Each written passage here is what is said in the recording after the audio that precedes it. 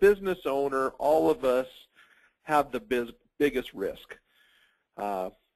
They get paid all the time. Sometimes we as business owners don't get paid as we're waiting for money to come in, and a lot of times our employees see us as a target, and so they feel like we have lots of money because they may see that we're busy. Busy doesn't always correlate to bringing in lots of profit, and sometimes they feel that way. And so this is a presentation, and so I'm going to take you guys through it. Stop me at any time. Everybody's unmuted right now, and so kind of a large group that's on right now, and I see that there's 3 others logging on, so or just raise your hand. As business owners, I always talk about the cycle of businesses. As the owner, we have a team, we have customers, and we have this business. And when we're starting our business, it feels like we as the owner are taking care of the team. We're also taking care of the business. We're also taking care of the customers. At some point, we want to get to where we as the owner are simply just taking care of the team. And what that means is we're out there training the team. So we're out there finding and training, finding work, and then get the team to take care of it for us, because then the team will take care of the customers will take care of the business, and the business will take care of us as the business owner. And so that is the cycle of business. It doesn't always happen that way. Sometimes it takes a few years before it actually starts occurring. But we want to get the business so that's really where it ends up here. And so it gets tricky at certain points, especially when we're busy. We feel like the arrows are pointing from the owner to the team, the owner to the customer, the owner to the business. And so we're doing the most, and we're also taking the biggest risk right now. So teach your clients that the only failure when you're in a meeting and you're working is the failure to participate. Teach your employees that if they give 100%, then they'll get 100% back out of it when you're actually doing your team alignment with them.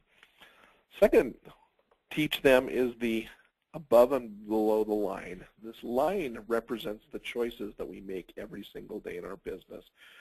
We have lots of choices, what to wear, whether to come in on time, whether to come early, whether to plan, whether to not plan, whether to go out and market, whether to do training. Everything that we do affects another person. So this line, again, represents the choices that we make. We can make good choices or we can make bad choices, but they do affect other people. I've had one of my clients said, what I had for breakfast today doesn't affect everybody. What it doesn't affect everybody, but it does affect some people. If we eat a bad breakfast every day, we'll put on weight. Eventually, that weight could make us unhealthy, affecting our ability to work and to earn money. So it does affect people. And so everything we do, what we wear to work, if we come in and on that particular day we are teaching and you come in your bathing suit, you know, that does affect people and the way they look at you. If you're in front of your customers and we're not dressed or we have ketchup on our shirt, that says a lot about us, so it does. Those that are negative, below the line, are full of blame, excuses, and denial. They blame everybody for what happens with them. They're full of excuses, and they're living in denial because things are going to get better. They're not changing anything about the way they act, but they feel like things are getting better. Those are the people we call living below the line. And you may know some of those people. We may be that person. Maybe our children, any of you that have teenagers, find that they live their life mostly below the line. We find a lot of adults that live that same way. On the opposite end, people who live above the line take ownership, accountability, and responsibility for everything that happens in their life and in their business. And as you're working with your employees, ownership, accountability, and responsibility is exactly what we are looking for. If something doesn't get done right, or if they don't make the sale and they don't make the money that they wanted to, it's their own fault. They've got to take that ownership, accountability, and responsibility, as every employee that you have has a piece of the business that they are in charge of. They can choose to be the victim or they can choose to be the victor. It's a lot easier to work with people that live their life above the line. So as you're working with the employees, challenge each one to live their life above the line. Once you get this language in your business, it becomes actually a fun part of the business where people will say, hey, that's below the line or that's above the line. Is you want victors on your team. Occasionally we do go below the line, but we can come above the line by admitting what we did wrong. Teach that to your employees. I've taught this to 7th graders. I've taught it to high school. I've taught it in church groups. I've taught it to lots of different business owners and their staff. It's a great principle. Reticular activating system is the compass for your brain. What that is if any of you read Good to Great, they talk about this quite extensively, is how many of you have ever purchased a car, and right before you purchased that car, you knew exactly what it looked like. You saw the color, you knew the make and the model of it, and as soon as you decided you were going to buy that car, or right after you bought it, you noticed that everybody else, you saw a lot more of them on the road. That's what your reticular activating system. It's the compass for your brain. It sets the goals.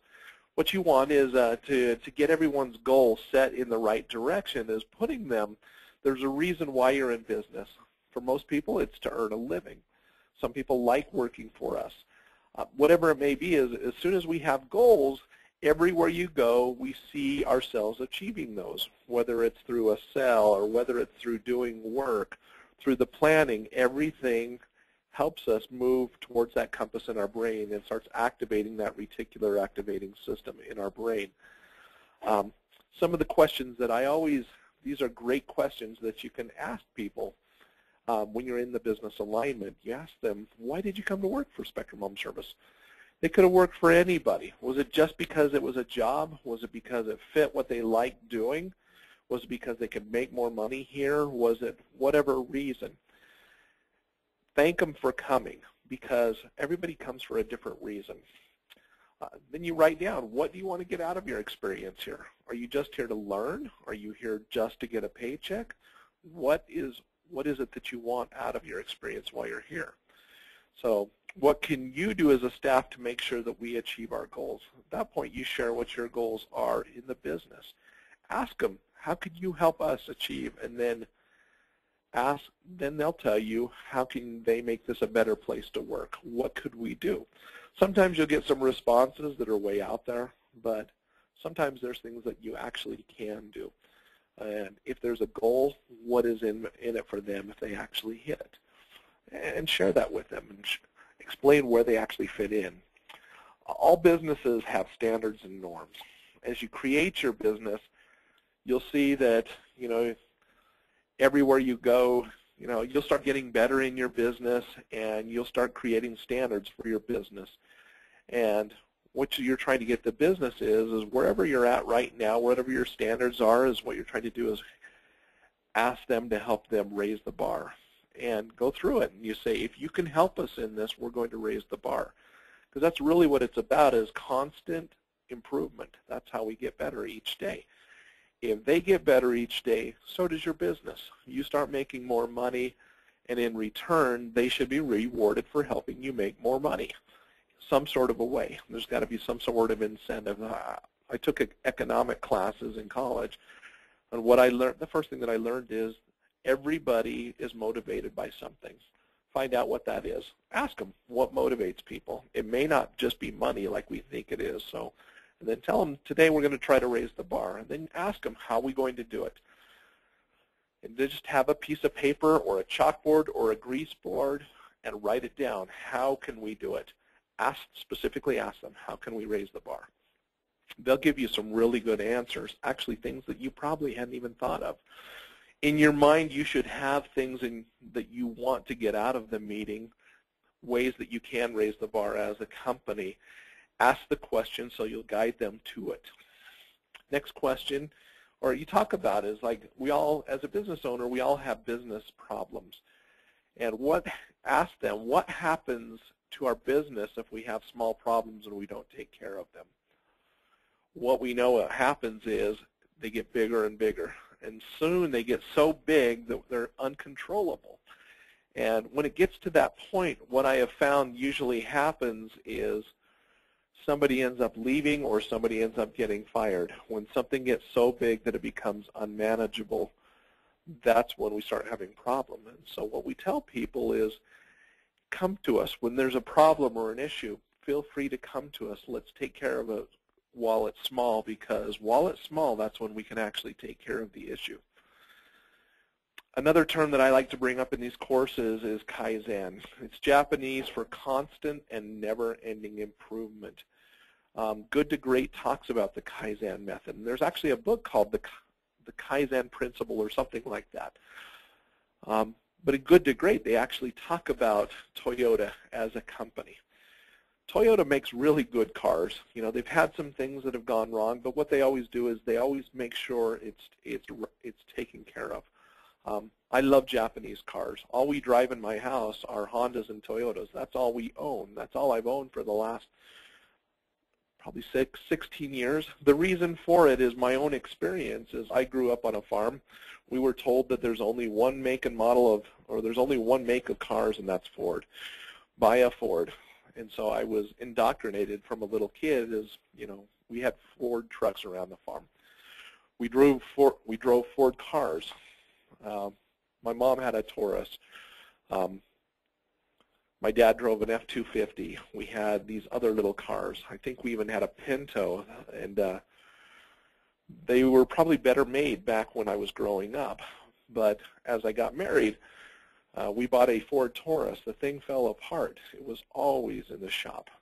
When we started having a couple of kids, we bought a large car, a minivan, a Windstar. The thing broke all the time. And we ended up buying a Ford Escort, trading our minivan, and moving all three of my kids into a teeny little Ford Escort about 16 years ago. And we couldn't fit, and it kept breaking down too. And so I finally just said, to hell with this, and I started buying Japanese cars, and I've never had issues. So I'm a big fan of it. So, but in the Toyota model, Kaizen, they always talk about getting better and better. And when they're on the model, when they're actually building the cars, the most minor person on the car line can stop down the entire assembly line. When they stop the assembly line, it actually costs them about $20,000 a minute to shut it down. But it doesn't matter. If there's a problem on the assembly line, they'll push the button and stop it. The engineers will come over and they'll start fixing anything that's actually on that line. And the people that stop the line and show that there's a problem, they're praised. That's probably one of the reasons why the Toyota cars are so good. And the other thing about Toyota is if they're on the manufacturing line and their goal that day was to make 200 cars and they came up 10 cars short, they don't just go, oh, that was good, that was a good day. They still have to make up for that 10 cars short somewhere in the next day or during that next week. It actually has to happen. So grow, plateau, grow, plateau. Winning teams have the right people on the bus.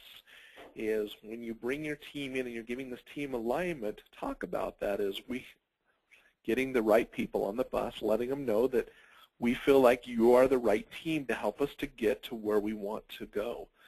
Good to Great always talks about get on the bus, says that all the time, get the right people on the bus. As you as business owners, take your time to hire the right people. Make sure you have the right personality for the job that you're hiring for. If any of you want that personality profile test, we're actually giving it at the conference, but I can actually send it to you and the correlating information that goes with it. So there's certain people that you should be hiring for certain positions that it'll make your life so much easier. So get the right people on the bus. Let them know that you have that. Is the formula for change. I always go over this because it's a great principle, is people don't change on their own. People change because they have dissatisfaction in their life. If you're losing weight, the reason people go on diets is because they're unhappy with something. They're dissatisfied. They usually have a vision of what they're going to look at, and they take those. Most people will take that first step because they start the diet. But what usually happens is this equation, D times V plus F, and you can see what everything stands for. Sometimes our resistance grows really big. And sometimes we get to that point where that R is just huge. If your resistance is really large, typically what happens is we do not make that change. And so what we try to do is, where is the resistance? So ask the people, when you're changing, what is the hardest part about the job here?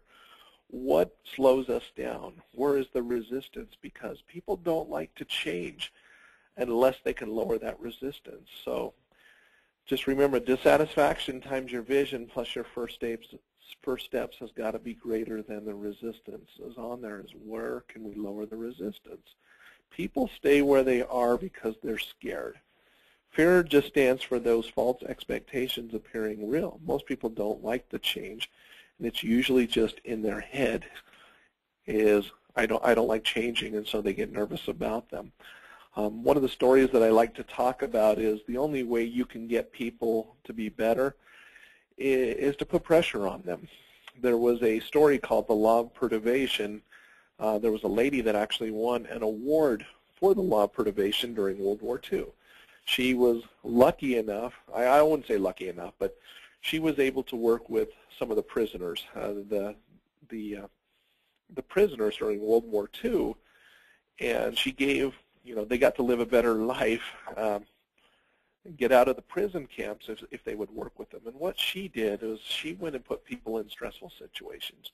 She had 100 people that she was able to work with, and she was a German scientist. And she would put people in positions like public speaking, making them get in front of large groups and speaking, and things that most humans don't like to do. And they worked with her for about a year. And her conclusion was very simple. One of the experiences, and I'll tell you what the conclusion was in just a moment, one of the experiences that they taught, or experiments I should say, is they gave 100 people a balloon, and they asked them to hold the balloon, walk into a room one at a time, and asked them to hold the balloon over a pot of boiling water until they felt uncomfortable. Well, what it came down to is only one person out of the 100 actually held that balloon over the water long enough for it to pop. Because the instructions, again, were hold that balloon over the water until you're uncomfortable. We know that the balloon, the molecules are going to expand, and eventually it's going to pop. We've all been in a room when our kids or a family member, a nephew, a niece, starts blowing that balloon right out in your face. It feels very uncomfortable. So only one person held it long enough for it to pop. People did not, they started monitoring blood pressure and stuff while people were giving speeches and stuff. And what her conclusion was, it was very simple, is as soon as the road gets tough, most people will take the road of least resistance. We've heard that a million times, but that was her conclusions, is put pressure on people, most people will take the easy road. The only way that we as business owners get better and as employees to get better is for us to put pressure on them. And so it's your job as a business owner, if you want someone to grow, is put a little pressure on them. Once you do, that's where that change occurs. That's where they get better, is they have a breakthrough. That's that perturbation that we were talking about, the law of perturbation. That's when that emotion comes out, is like, all right, I did it. Their first sale. The first time they asked for the sale and someone said, yeah. After you do it the first time, it gets easier. The first time that they actually do a job, or they're a manager and they hire somebody, or after they have to let somebody go, it's always hard that first time. Teach them how to do it. Teach them how to do it. Once they do it, it becomes easier. The keys to a winning team is having a strong leader, having a common goal, everybody understanding what the rules of the game are, putting an action plan together on how you can get there, support the risk-taking, and then make sure everybody's involved. That's the keys to having a great winning team. And so you go through each one of those and just say strong leadership. And, explain who the leader is. What is the goal of what we're trying to accomplish? What are the rules? As we get to where we want, what are the rules? Create an action plan that everybody can accomplish, and then make sure everybody is involved in it. So, and then when you finish the meeting, I always like talking about customer service. And I ask them, what does good customer service mean? I come from, a lot of you know this or may not know this, but I came from a resort background, And I got to work with some of the best management companies in the world. I worked with Hyatt. I worked with Four Seasons. I got to work with the Ritz. And we did a lot of outsourced management for them. But in doing so, we actually had to learn their cultures. And you know, some of the best cultures that I worked with were the Ritz and the Four Seasons, because they gave great customer service. And anyone that stayed at the Four Seasons knows that it's expensive. It really is expensive, but when you go there, they remember your name. The employees remember your name, and everyone likes to hear their name. Everybody, they find out what your favorite treat is. You come back from your vacation or your business trip or whatever, and your favorite drink is in the fridge. Your favorite snack is sitting on the bed. Those little details, they remember everything. And I just remember being in Mexico, one of the resorts, and one of the kids was out at the pool, and I heard him say, last time we were here, the guy at the pool that worked here brought everyone free ice cream. And I remember, and I was an employee there at the time, but they treated me like I was a guest. And I remember just that night sitting at the pool, and I watched the gentleman at the pool that was working there get up and leave after he heard that kid say that. He just got up and left. And he brought everybody that was at the pool those little cartons of Haagen-Dazs and just started passing it around. You know, and those Haagen-Dazs is expensive ice cream, but compared to the $400 a night that everyone was paying to stay in the hotel, that was just a small. People remember Four Seasons and the Ritz for the experience that they had there. And what all comes, they do very little marketing, those two companies, because they have such brand loyalty. Their guests become raving fans immediately from the time that they stay there. So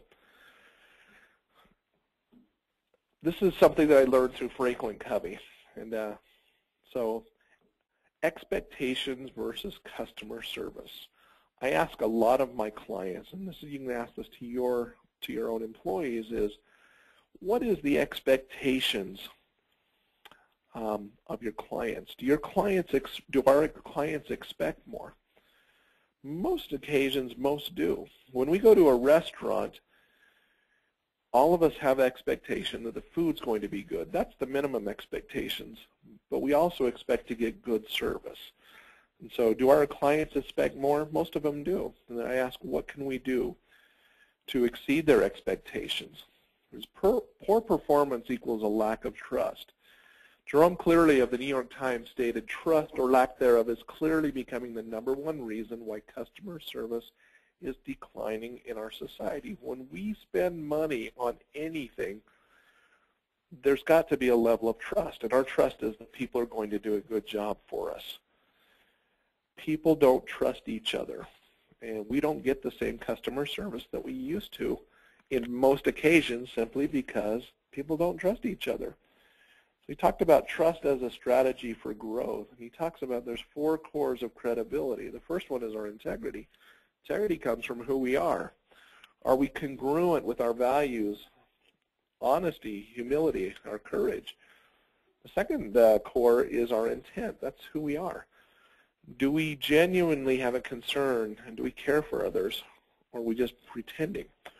Are we always acting in the best interest of everyone and our clients? Are we capable of doing the job? Are we competent in our job? Are we able to finish the task the way we said we would? Do we know our job? Are we the expert in everything that we're selling? If we're not, that's where we need to get better. We do it through education. And finally is, do we give results? Do we have a good track record? Do we do what we said we were going to do, or do we finish 100 yards before the finish line? Do we always give great service? Those are the 4 cores of credibility. Stephen Covey talks about the 5 types of trust. He goes, the first one is self-trust. Self-trust is, do we trust ourselves? Second one is relationship trust. Are we a good friend? When people are hurting, are we as a good friend to others as they are to us? The third one is our organizational trust within our company, is how are we seen and how are your employees seen? Fourth one is the market trust, is how are we seen as a company? You know, does our company produce results? And the last one is that social trust, is are we out there talking about others? Are we gossiping? When people aren't doing their job right, do we badmouth them? Those are the 5 types of trust. And then we ask the question is, ask this to your employees, why do people work with us? Just flat out ask them. They'll give you a lot of answers. Write them down. Is it because we're the best company? It could be. Is it because we have a ton of experience? Well, it could be as well. Is it because we have good-looking staff? Well, absolutely. Is it because we have the best customer service? Is it because people like you? Typically, why people work with SHS is because they know, like, and trust you. People sign with you because they saw something initially. Even if it was a special deal they were giving, you get a chance to earn people's trust once you come into that home. Do they know, like, and trust you? When they sign with you, usually it's because you earn that know, like, and trust ability with your customers. And so I'm going to end this just talking about some of the 13 tips on becoming the best SHS franchise and building that trust. This first one is extend trust to others. You do that by just saying, hey, if I do this, this is my expectation. Another one is allow them to give you referrals. You can ask for referrals.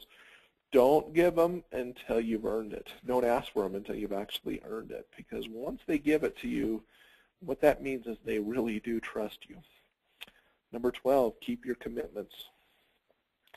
13, listen first. I always heard from Sunday school as a little kid, they always taught us we have 2 ears and 1 mouth. Listen twice as much as you talk. That's also true. Practice accountability with yourself and others. Make sure you do what you say you're going to do. Number 9, always clarify your expectations. Number 8, confront the reality. And what this means is when something is not going right, confront it. We talked about problems on planet Earth earlier. Take care of it before it becomes a bigger issue. The same with your customers. Confront reality. If we didn't do the job, talk about it.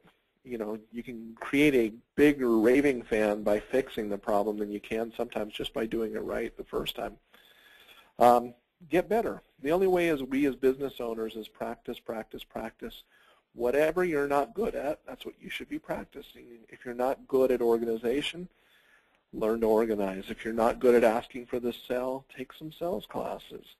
If you're not good in the finance or the planning, learn how to do that. Learn how to read your financials. Deliver results. Create those raving fans as we spoke about earlier. Show loyalty to them. Give them a referral back in return, especially if you're working with another business. They would love it if you gave them a referral. Right the wrongs. If we mess up, fix them. Create transparency. Let them know that there is no hidden agenda, and that's with your employees and with your clients. Number 2, demonstrate respect to them. And then the best way of becoming the best franchise and growing that trust is just talk straight with them. Let them know. If we're fake, people know it. Once that happens, once you earn that trust, clients will flock to you. People will call you. You actually get a good name out there. So those are some of the tips that you can do it. And that's how I usually end doing the employee alignment. And so, is it achievable? Ask them. And that's usually a great time to let them know is when we hit that goal, this is what I have for you. One of my clients is if they hit their goal by increasing 15% over 1 year to the next, they're going to take everybody within that firm. It's a title company, and so they're going to take all the escrow officers on a 4-day cruise if they hit that goal.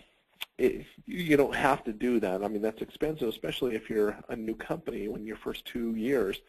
That's very, very expensive to do. And so, but ask them, is it achievable? They'll always say yes.